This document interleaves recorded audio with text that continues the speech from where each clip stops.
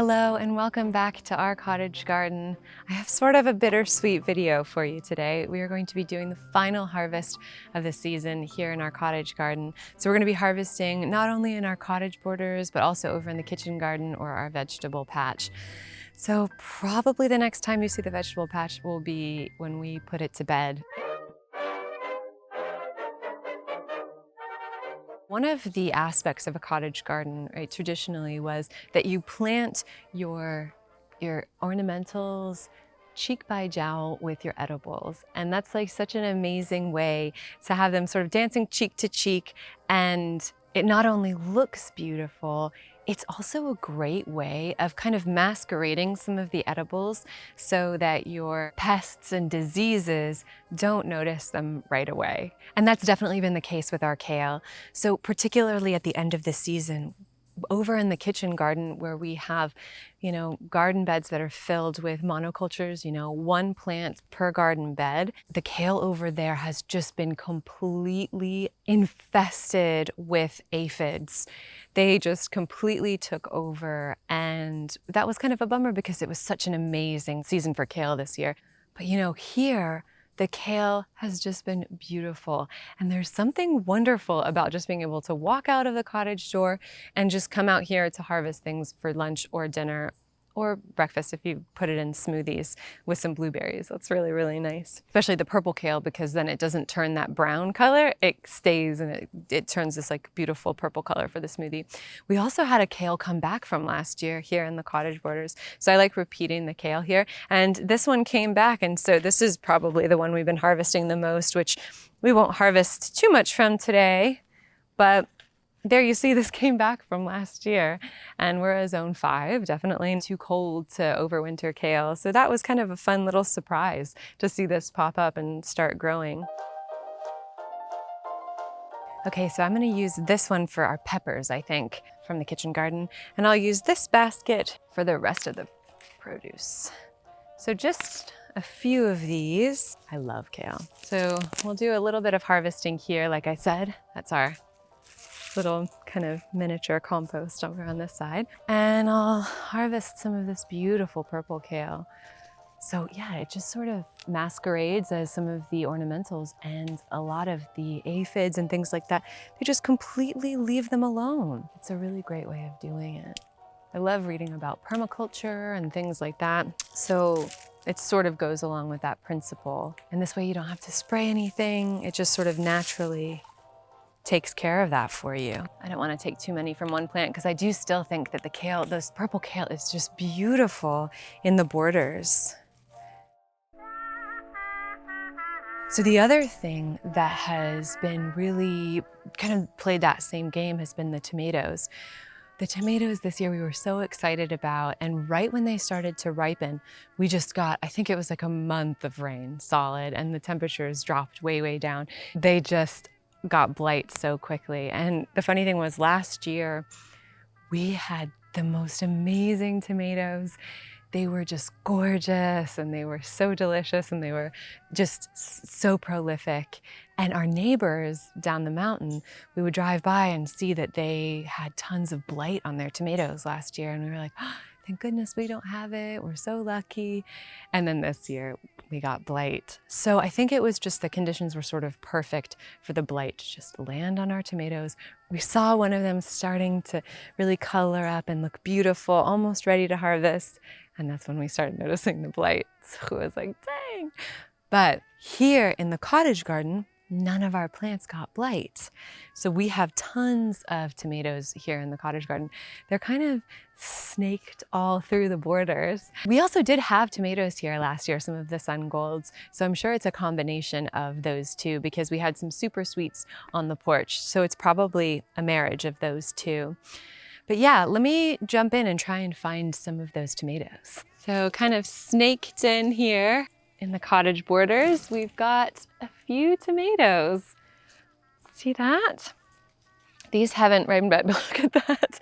It was underneath the rose and it just started sort of climbing out of the rose at a certain point, but because the rose is so prolific, it was hard to tell that it was there. And then once it was already going for it, I was like, I didn't want to pull him up. He's working so hard. Okay, let's see. Oh, look at these ones. Looks like we're gonna get a few before the chippers come. Oh, look, there's more. See, couple in here. Okay, so I think we've got about 4 or 5 little tomatoes in there. And then I think I'm gonna go in and harvest some of those golden French beans because I can see some of them at the bottom here. But I have noticed that the chipmunks who have a new burrow right over there on the hill, that they have been coming in, and there's a family, it's a mom and 2 babies, and they come and kind of hang out inside of our tripods with the morning glories going up them. They kind of hang out in there. The other day was super, super rainy. We had a storm coming through. And I noticed them just slowly kind of scurrying underneath there and just sitting underneath there eating the golden French beans. It's like a little camping trip for the family. So cute. Oh, we have more tomatoes. Oh, fantastic. Okay, so these ones are a little smaller, but yeah, I bet these are more similar to the sun golds, which are my favorite tomatoes. All right, I think I'm gonna kind of make my way through here. We have so many forget-me-nots that have self-seeded, and I kind of came in and shook them out, so that's fun.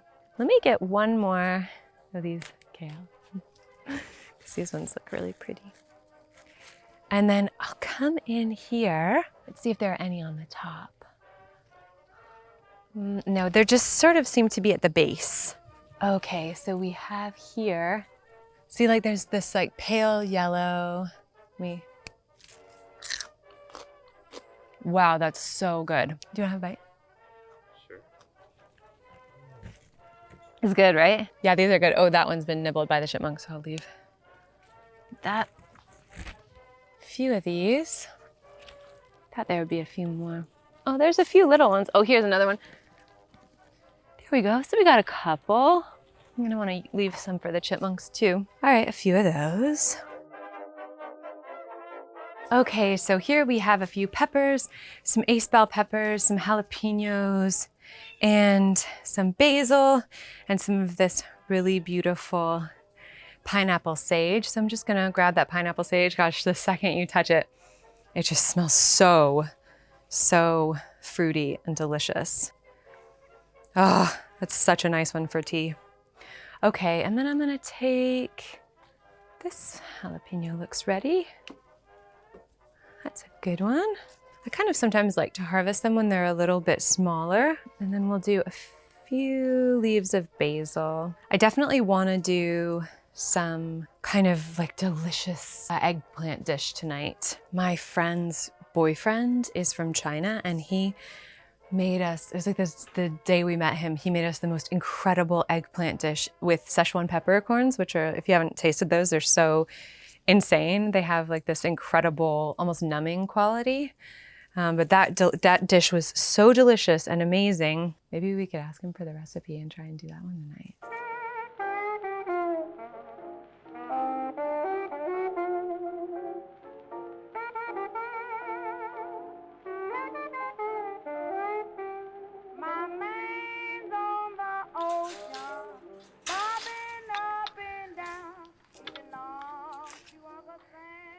So this is the veggie patch at the end of the season, right? It's not looking great, but I'm so happy with how much produce we got out of this garden this year. The peas were incredible this year. They were fantastic. We couldn't harvest them fast enough. The beans were amazing. The kale, until it became afflicted, was wonderful. And this one looks like, look at that, it's like lacy. That's how much it's been eaten.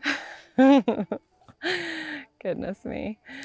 But yeah, it's been a great year, but the state of this garden is not reflecting it. It really has been fantastic. So much wonderful food has come from here, and I'm really excited to do our final pass. Again, this is sort of like a bittersweet moment here. So I think I'm just gonna go ahead and harvest everything I can, and then maybe I'll show you at the end what all we got.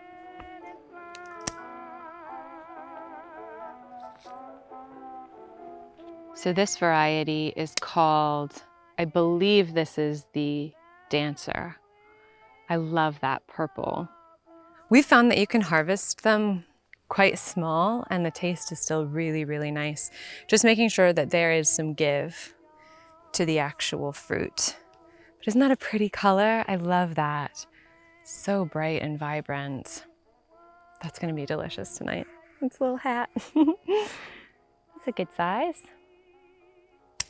So we have another one here. There's a little bean. He looks like a little bean. Yeah, he looks good. Oh, that's so cute. Looks like a little blimp. And then let's harvest the baby boo pumpkins. The vines have completely died back. So we're getting, you know, the weather has picked back up and now we're getting some warmer weather. But we have gotten some colder nights. So a lot of things are just dying back. But here, the vine is all gone, but we have some very diminutive little baby boo pumpkins. They are so cute though. Those are gonna look so, so good. I love them. So my plan for these is during the autumn wreath video that we made, that was an acorn wreath that kind of just turned into a fully autumn wreath, we put some pumpkins outside. A few of them we actually harvested back here. So we grew cinnamon girl pumpkins and I harvested one of those from back here. The other one was beautiful and perfect and I turned it around and it had rotten. So it had rotted on the side, which was such a bummer because it was looking so great. And I left it on because I was like, I think it'll get bigger. And that was a bad idea since we got so much rain. But anyway, we did get a gorgeous pumpkin. And that was just really, really exciting because we just haven't been able to grow pumpkins. You have to have a pumpkin that has a really short sort of days to harvest. And the cinnamon girl doesn't take that long to get to maturity. And so, yeah, we kind of went heavy on the ones that are gonna be easier for us to grow here in this area. So yeah, baby boo, check. Cinnamon girl, check. They look so cute and perfect. But what I was gonna say is that we created a little display for at the end of the autumn wreath video, and then we had to bring it inside because the squirrels and chipmunks and things like that, they love eating the pumpkins. So we will give them to them at the end of the season, but right now we brought them inside so we could enjoy them. So I think I'm gonna put all of these kind of around the other pumpkins that are there. Pumpkins and squash that we have. So all of the squash that we had in that arrangement and that cinnamon girl pumpkin, the orange pumpkin, we grew all of those. So that was fun. Oh, that is a thick stem. I should have. Can you come through? There we go. Hi, Bumble. There's a big old Bumble right now. So all of the bumblebees that are out right now, we learned, are all queen bees from this year who are harvesting the last of the nectar, and then they'll search for a place to kind of hibernate for the winter. Look at that, not bad though, they're so cute. Oh, there's a little acorn squash, let me go get that one. So tiny. This is like a winter squash. I wanna hear how your veggie patch is and if you're actually able to grow gourds and squash and pumpkins and things like that.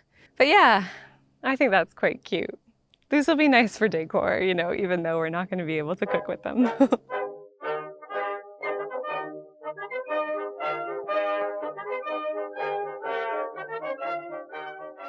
Okay, just a little guy.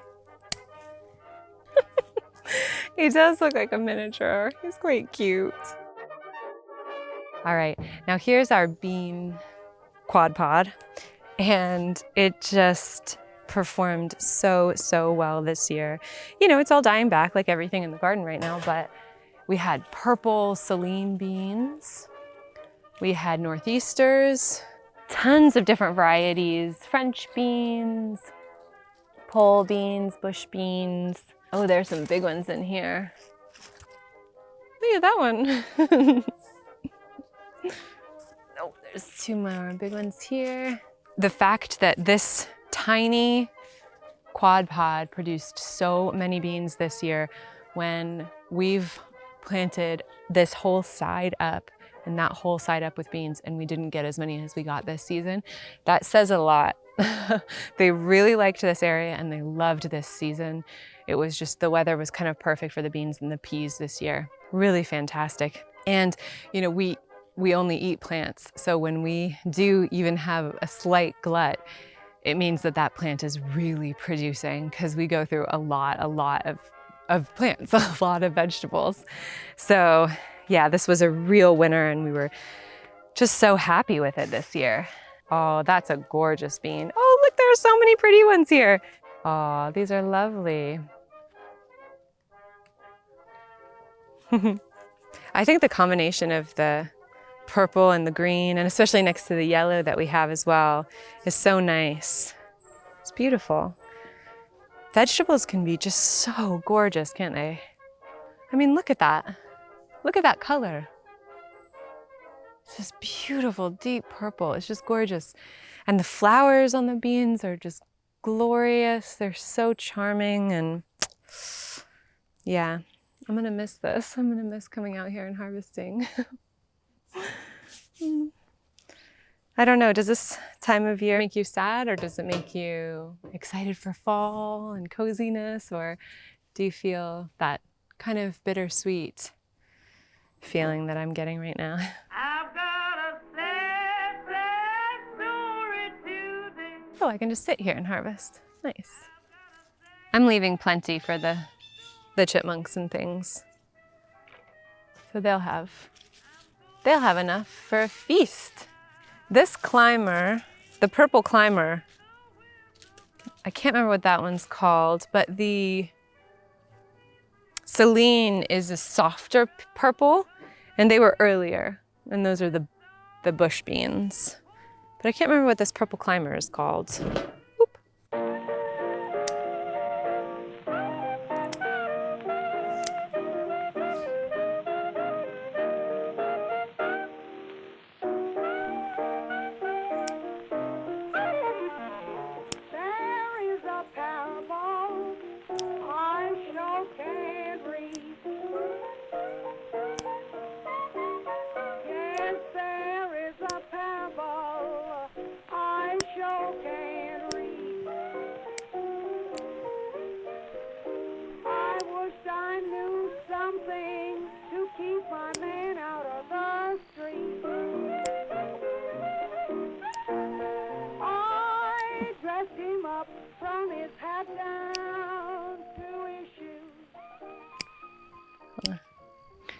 That looks like a little man. Like a little kid, this is his face. And he's like in a winter suit, snowsuit. He's been eaten.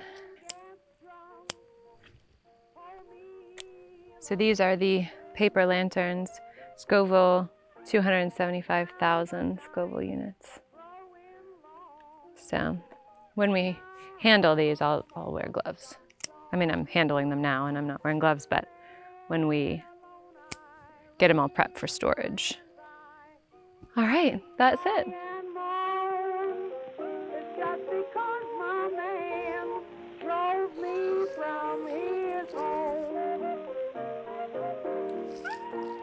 That's like the biggest one that we're getting. So this is sort of like the Charles Dowding technique, but in a very shady bed. So I probably should have come and thinned them out so that they could get as big as possible, but these will be fine.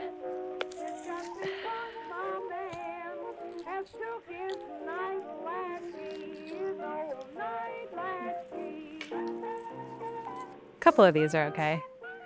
They're like big radish size.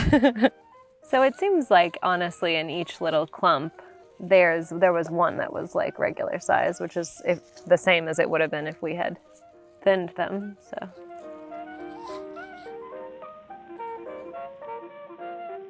Okay, so I do want to harvest a few of our dahlias. I don't know if you saw that, but there was just a bumblebee on this cafe au lait here. So I'm probably going to leave that one, but I might take a few of the ones that are a little bit more closed up and their pollen isn't easily accessible for the bees. But, you know, we did get a lot of dahlias. I was kind of complaining earlier in the year that it was such a poor year for our dahlias that they just, yeah, they didn't really perform that well.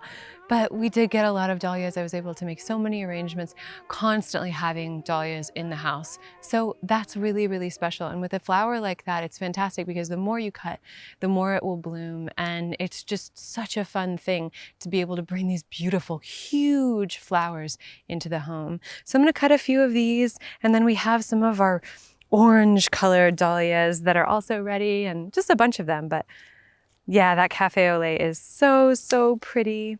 And Look at this, our morning glory started to bloom back here. Oh my gosh, we have a yellow aphid on this one. I've never seen that. Honestly, kind of pretty next to the blue morning glory. All right, let me get some of these orange ones here too. That's really pretty. That would be fun to put at the bottom of the vase because it's kind of growing like that. I guess that's the benefit of them growing on their sides like this, is that you get more easy shapes that are easier to work with. This isn't the David Howard, Van Eyck something? I can't remember. So this was our yellow squash bed, and now we have our okra in here. We planted it up completely with okra, and then it just died back right at the beginning of the season. So I thought, oh, okay, it's done. We'll put our yellow squash in here instead. It's our yellow summer squash. And then all of a sudden, this just kind of took off and took over, and the flowers are gorgeous on this okra. You know, I'm from the South, so okra is something that I grew up with, and it's been so much fun to grow them and cook with them. They were delicious and fantastic, and just like so many things in the garden, you know, it's a bummer that I sort of showed you the garden at the beginning of the season, and now I'm showing it to you at the end of the season. It's just in the middle of the season, we just had our hands full just like harvesting so much that going and getting the camera and things like that just wasn't something that we thought of, which is a bummer because I wish we had recorded more of the summer when it was in its full swing, you know, because it was just it was a great year for so many things, but it was so much fun to harvest the little spears of okra. Really, really fun. The flowers were gorgeous, and yeah, we got some huge ones, like huge, and at that point they're really, really woody, but we were just sort of trying to figure out that perfect balance because it was like in a day they would go from this size just to just ginormous and woody. So we realized that if you cut them when they're about, you know, 2 inches long, that was kind of the sweet spot for it. But yeah, we don't have any right now, but that was such a fun crop. So I did want to share that with you. Let me get some more dahlias. Be a doll.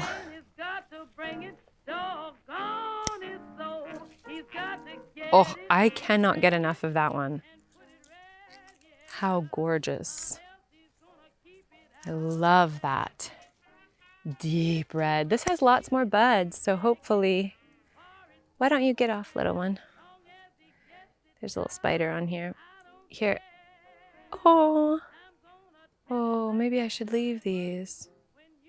Oh, I'll leave those for you. Do you want one of these? Oh.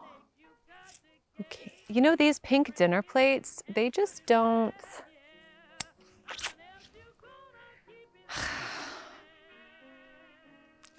It's not my favorite. I don't like how the inside looks. It's like squiggly. They die really quickly. This is not my favorite. I like having it in the border. I don't like cutting them. That one had already bent off, so I did that one, but... All right, so I think that'll be it for us for today. That's kind of like a pretty little autumn arrangement. Maybe I'll pick, oh, here's one of the pompons. This is the Cornell Bronze. Oh, this is like a teeny baby one. Oh, it's so cute. Oh, maybe I'll get some of these yellow ones. Okay, we'll leave more for those guys. Yeah, it's pretty. I think that'll be enough.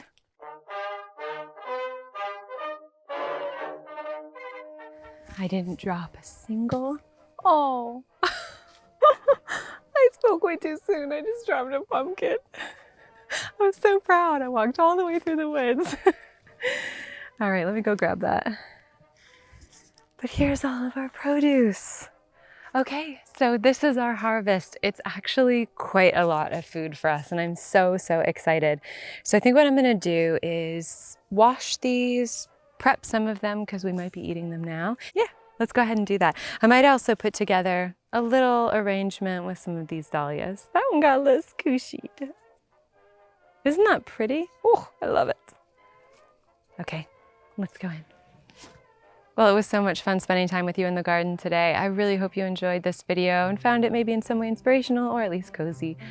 So please do like this video if you like, subscribe if you are not already. It really does help us out, and I'll see you again very, very soon. Okay, bye.